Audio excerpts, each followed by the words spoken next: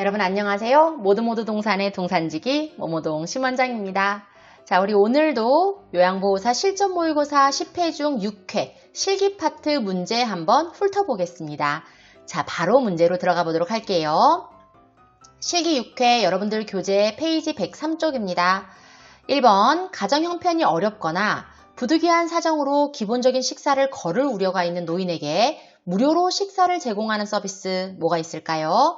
1번 노인 요양 공동생활 가정, 2번 독거노인 공동생활 홈 서비스, 3번 결식우려 노인 무료급식 지원, 4번 독거노인 보호사업, 5번 노인보호 전문기관.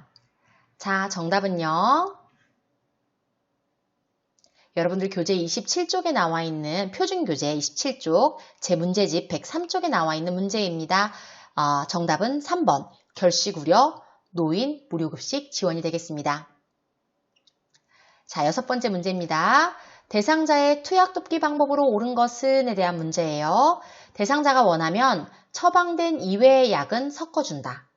2번 약을 삼키지 못할 경우에는 약을 쪼개거나 갈아서 투약한다. 3번 라벨의 반대쪽 방향으로 용액을 따른다. 4번 용량이 적은 물약은 숟가락을 이용하여 투약한다. 5번 손으로 만진 약을 남으면 약병에 다시 넣어둔다. 자, 정답은요. 우리 투약 돕기 방법에 대해서 여러분들 표준교재 233쪽 정도에 나와 있던 내용입니다. 자, 정답은 3번이고요. 라벨의 반대쪽 방향으로 용액을 따른다가 정답이 되겠어요. 1번 같은 경우에 대상자가 원하면 처방된 약 이외의 약을 섞어준다. 틀렸죠. 약을 섞어주지 않습니다. 약을 삼키지 못할 경우에 약을 쪼개요. 임의로 쪼개거나 갈아서 주는 게 아닙니다. 약국에서 가져온 상태 그대로 복약되도록 도와야 됩니다. 용량이 적은 물약은 숟가락을 이용하여 투약한다. 용량이 적을 때는 숟가락이 아니라 바늘을 제거한 주사기를 이용하죠. 그리고 손으로 만진 약 같은 경우에 다시 약병에 넣으시면 안 됩니다. 그래서 정답은 3번입니다. 자, 왼쪽 편마비 대상자의 단추 있는 옷 갈아입히는 방법으로 옳은 것은 1번 오른쪽부터 벗고 오른쪽으로 입힌다. 2번 오른쪽부터 벗고 왼쪽부터 입힌다. 3번 왼쪽부터 벗고 왼쪽으로 입는다. 4번 왼쪽부터 벗고 오른쪽으로 입는다. 5번 어느 쪽이든 상관없다. 자, 정답은요. 네, 정답은 2번이에요. 그런데 이런 문제는 이걸 다 읽으실 필요가 없어요. 만일 여러분들한테 옷 갈아입히는 것 중에 자, 어디 편마비 이런 얘기가 나온다면 우리는 일단은 옷을 갈아입던 옷을 벗던 어떤 걸 생각해야 되죠? 건, 벗, 불, 입 이런 얘기 많이 들으셨죠? 요것만 딱 생각하면 끝이에요. 이거는 갈아입히는 거, 입는 거잖아요. 입는 건 어느 쪽부터예요? 불편한 쪽부터예요. 그러면은 왼쪽 편마비 대상자니까 왼쪽이 불편하겠죠. 그쵸? 그럼 왼쪽부터 입는 거잖아요. 그럼 왼쪽부터 입는 것만 먼저 찾으시면 돼요. 왼쪽부터 입는다. 그쵸? 그럼 이 둘 중에 정답이 하나겠죠. 그런데 건강한 쪽부터 벗는데요. 그 왼쪽 편마비 대상자 건강한 쪽이 오른쪽이니까 오른쪽부터 벗는다. 간단하게 됐죠. 옷 갈아입는 것 중에 불편한 쪽부터 입고 건강한 쪽 벗으니까 이 대상자의 건강한 쪽은 오른쪽이니까 오른쪽부터 벗고 왼쪽부터 입는다. 여러분들께서 좀 쉽게 맞추실 수 있는 그런 문제입니다. 14번 문제입니다. 대상자의 손발 청결을 돕는 방법으로 옳은 것은 1번 가능한 한 대상자를 눕혀서 돕는다. 2번 따뜻한 물에 담가 이물질을 쉽게 제거할 수 있게 한다. 3번 손톱은 일자로 발톱은 둥글게 자른다. 4번 손톱과 발톱 모두 둥글게 자른다. 5번 발톱이 심하게 파고들었을 경우 소독 후 제거한다. 자, 정답은요. 네, 정답은 2번입니다. 손발 청결 돕기 할 때 따뜻한 물에 담가서 이물질을 쉽게 제거할 수 있도록 하면 큰 도움이 됩니다. 자, 손톱 발톱 같은 경우는 여러분들 시험에 많이 나왔었어요. 손톱은 이렇게 둥글게, 발톱은 이렇게 약간 일자로 이렇게 자른다라고 하는 거, 이거 잊지 마시기 바랍니다. 한 번씩 그림으로 여러분들한테 나와서 문제화 되기도 합니다. 자, 대상자를 가능한 한 눕혀서 돕는 게 아니라 편안한 자세로 앉히거나 편안한 자세로 손발 청결 돕고요. 손톱, 발톱 모두 둥글게 당연히 요거 아니고 아까 3번 설명드린 거랑 동일하고요. 발톱이 심하게 파고들었을 경우에는 우리가 제거하고 소독하고 하는 게 아니라 시설장이나 간호사에게 보고하게 돼 있습니다. 잊지 마시기 바랍니다. 자, 이 문제 휠체어 문제도 우리 시험에 자주 나오는 문제죠. 20번 울퉁불퉁한 길을 휠체어로 이동할 때 돕기 방법으로 옳은 것은 1. 휠체어를 뒤로 돌려 뒷걸음으로 이동한다. 2. 빠른 속도로 이동한다. 3. 휠체어의 앞바퀴를 들고 뒤로 젖힌 상태에서 이동한다. 4. 지그재그로 밀면서 이동한다. 5. 자세를 낮추고 다리에 힘을 주어 이동한다. 자, 정답은요.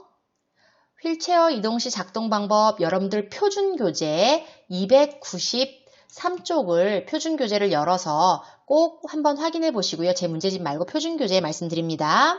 그리고 거기서 그림을 꼭 한번 보셔야 돼요. 울퉁불퉁한 곳 같은 경우는요. 여러분들 정답은 일단 3번이고요. 왜 앞바퀴를 뒤로 들고 젖힌 상태에서 이동하냐면 그 이유는요. 크기가 작은 앞바퀴가 우리 울퉁불퉁한 길에 이렇게 닿게 되면 휠체어를 밀기가 쉽지가 않아요. 그리고 휠체어가 굉장히 많이 흔들려요. 그래서 여러분들께서 이 대상자를 모시고 혹시 울퉁불퉁한 길을 걷게 되신다면요. 휠체어를 앞바퀴를 들어주셔야 돼요. 그래서 살짝 뒤로 젖힌 상태에서 뒷바퀴, 큰 바퀴로 앞을 밀면서 가셔야지 좀 더 수월하게 밀 수가 있고 또 대상자가 진동을 좀 덜 느낄 수 있게 됩니다. 자, 그 다음 문제 27번 한번 살펴볼게요. 다음 중 대상자의 침구를 세탁하고 관리하는 방법으로 옳은 것은에 대한 문제입니다. 1번, 이불은 두껍고 무게감 있는 것을 선택한다. 2번, 오리털 이불은 햇빛에 말려 살균시킨다. 4번, 베개는 습기를 흡수하는 재질을 사용한다. 4번, 목침과 같은 베개는 혈액순환에 도움을 준다. 5번, 감염 대상자는 베개에 커버를 씌워 커버만 매일 교환한다. 자, 정답은요. 대상자의 침구 세탁 관리 정답은 5번이었어요. 감염 대상자의 베개는요. 커버를 씌워서 커버만 매일 교환하는 방법을 활용하셔야 됩니다. 자, 이불 같은 경우는 대상자에게 무거운 거 좋지 않죠. 두께감이 가볍고 보드랍고 보습성이 있는 거 이런 걸 사용하셔야겠어요. 오리털 이불 우리가 햇빛에서 말리는 거 아니죠? 그늘에서 말립니다. 그리고 우리 베개는 습기를 흡수하지 않는 재질이 더 좋습니다. 그러니까 흡수하는 재질이 아닌 거죠. 그리고 딱딱한 베개가 혈액순환에 도움이 되지 않아요. 목 근육이랑 우리 골격에 오히려 무리를 줄 수 있기 때문에 딱딱한 베개, 목침 같은 거는 가급적 활용하지 않는 게 더 좋겠습니다. 자, 다음 문제로 넘어갈게요. 29번입니다. 상대방의 표현을 비판 없이 있는 그대로 받아들이는 그런 의사소통 방법으로 옳은 것은 1번 경청, 2번 공감, 3번 말하기, 4번 나 전달법, 5번 수용. 자, 정답은요. 자, 정답은 5번 수용이겠습니다. 상대방의 표현을 비판 없이 있는 그대로 받아들이는 거 수용이에요. 그 대상자가 했던 그 말 그대로 받아들이는 거예요. 인정하고 존중하는 태도를 보이는 거죠. 자, 그런데 여기서 우리가 대상자의 말에 충분히 귀 기울여 듣고 그 말을 다시 나의 말로 요약해서 반복해서 아, 정말 이래서 힘드셨군요. 아, 이래서 정말 마음이 아프셨겠어요. 아, 이래서 우리 할머니가 돌아가셨다면 아, 배우자가 돌아가셔서 정말 보고 싶으시겠어요. 이렇게 표현해 준다면 이건 또 공감이 되겠어요. 그래서 여러분들이 수용하고 공감하고 둘 중에 하나 시험에 굉장히 자주 나오니까요. 수용이 뭔지 공감이 뭔지 다시 한 번 더 구분해서 기억하시기 바랍니다. 다음 문제로 한번 넘어가 보도록 할게요. 우리 치매 문제 살펴볼게요. 시험에 굉장히 많이 나오는 파트입니다. 치매 문제만 10문제가량 나오니까요. 여러분들이 그 파트를 매우 집중해서 보셔야겠죠. 여러분들 표준교재에 한 440쪽, 443쪽 이쪽을 확인해 보시면은 살펴보기가 좀 더 수월하실 거예요. 자, 치매 대상자의 식사 돕기 방법으로 옳은 것은 1. 사발보다는 접시를 사용하게 한다. 2. 투명한 유리 제품을 사용한다. 3. 음식의 간을 맞추기 위한 소금과 같은 양념을 식탁 위에 둔다. 4. 숟가락을 쉽게 잡을 수 있게 가벼운 것을 사용한다. 5. 졸려하는 경우에는 식사를 제공하지 않는다. 자, 정답은요? 네, 정답은 5번입니다. 졸려하는 경우에는 식사를 제공하지 않습니다. 자, 하나씩 볼게요. 매우 중요하기 때문에 좀 더 꼼꼼하게 살펴볼게요. 사발보다 접시를, 아니죠. 접시보다는 사발을 활용하게끔 해야 돼요. 그래서 아닙니다. 투명한 유리제품보다는요, 색깔이 있는 플라스틱을 사용하는 게 더 맞습니다. 음식의 간을 맞추기 위해서 이런 양념들은 식탁 위에 두는 것이 바람직하지 않아요. 대상자가 그냥 소금 같은 것들을 먹어버릴 수가 있기 때문에 그렇습니다. 숟가락을 쉽게 잡을 수 있게끔 가벼운 것이 아니라 약간 무게감이 있는, 그래서 내가 지금 숟가락을 쥐고 있구나 라는 것을 잊지 않게 해주는 것이 중요하겠습니다. 자, 다음 문제로 넘어갈게요. 시설에 입소하신 어르신이 자꾸 집에 언제 가냐라고 반복하면서 물어본대요. 요양보호사의 돕기 방법으로 옳은 것은 역시나 치매 대상자 반복 행동에 대한 문제입니다. 1번 잘 모르겠다고 답한다. 2번 어르신이 좋아하는 일을 같이 한다. 3번 복잡한 일거리를 만들어준다. 4번 못 들은 척 다른 일을 한다. 5번 이제 그만 물어보라고 한다. 자, 정답은요? 네, 이 문제는 반복적 질문이나 행동을 우리가 어떻게 대처할까에 대한 문제입니다. 요양보호사 돕기 방법으로 옳은 것은 2번 어르신이 좋아하는 일을 같이 한다가 정답입니다. 우리가 손뼉을 치는 등 대상자의 관심을 바꾸는 행위, 이런 것도 좀 필요할 거고요. 복잡한 일이 아니라 단순한 콩을 고른다던가 빨래를 갠다던가 하는 단순한 일을 할 수 있는 일거리를 만들어주는 것도 좋은 방법이 되겠습니다.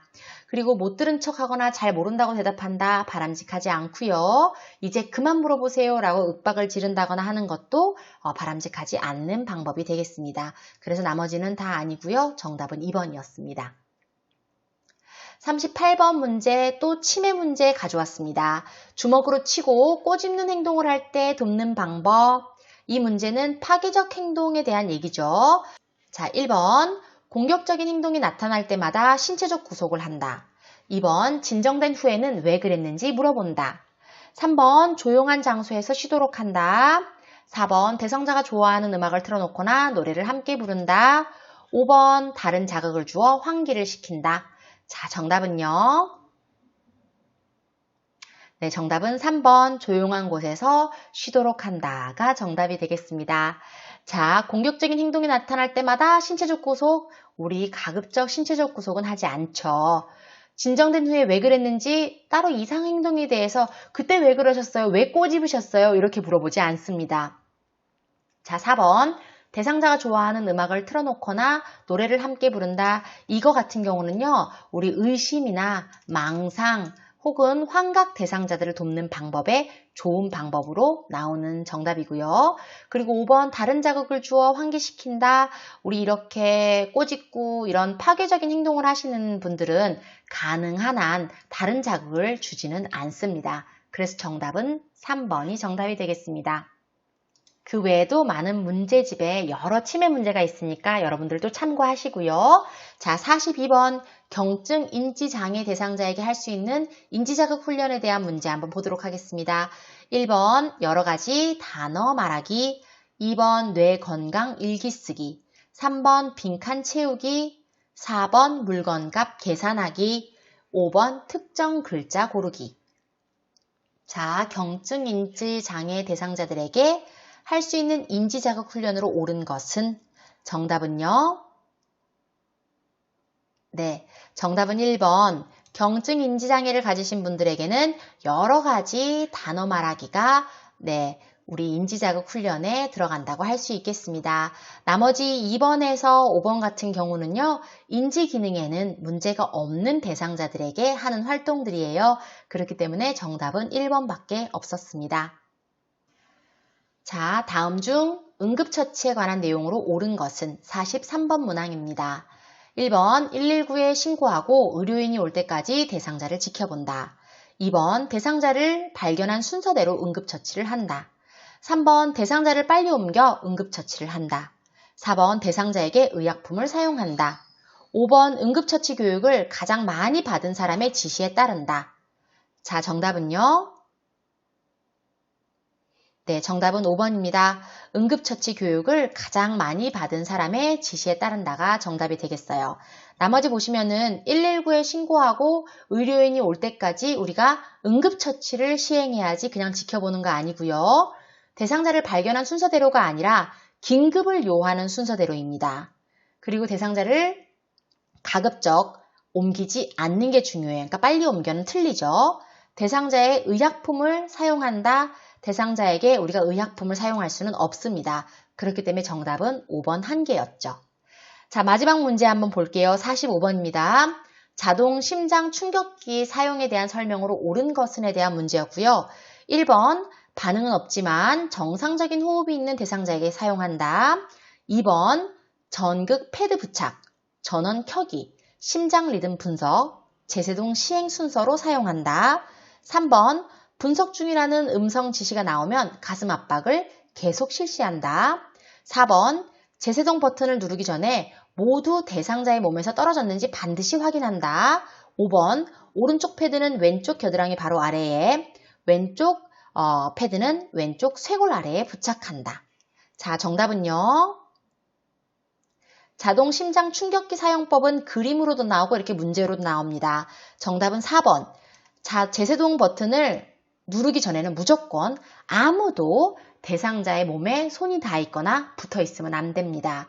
이거는 우리가 심정지 환자에 활용을 하고 있고요. 그리고 전원 켜기가 먼저고요.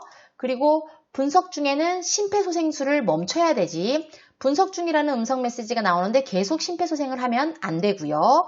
그리고 오른쪽 패드 같은 경우는 오른쪽 빗장표 밑에, 그리고 왼쪽 패드는 왼쪽 중간 겨드랑이 선에 붙입니다.